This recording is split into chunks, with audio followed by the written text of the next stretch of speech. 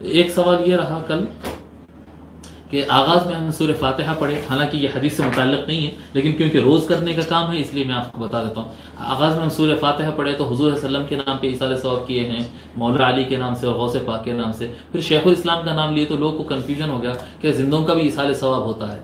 ایصال ثواب کا مطلب یہ ہوتا ہے کہ کوئی اچھا کام کرنا اور اس سے ملنے والے ثواب سے متعلق اللہ تعالیٰ سے ریکویسٹ کرنا کہ اللہ یہ ثواب میری طرف سے ان کو گفٹ کر دے۔ تو اللہ تعالیٰ سے آپ ریکویسٹ کر کے کسی کو بھی آپ کر سکتے ہیں۔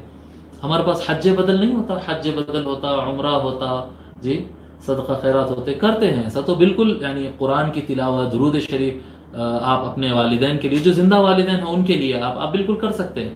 ایصال ثواب کے لیے شرط نہیں ہے کہ آدمی مرے تو ہی اس کو توفتاً ثواب دیا جا سکتا۔ ایصال ثواب اموات کے لیے بھی ہو سکتا ہے، ایصال ثواب احیاء کے لیے بھی ہو سکتا ہے۔ اللہ تعالیٰ سے گزارش کرتے یہ ہو سکتا ہے۔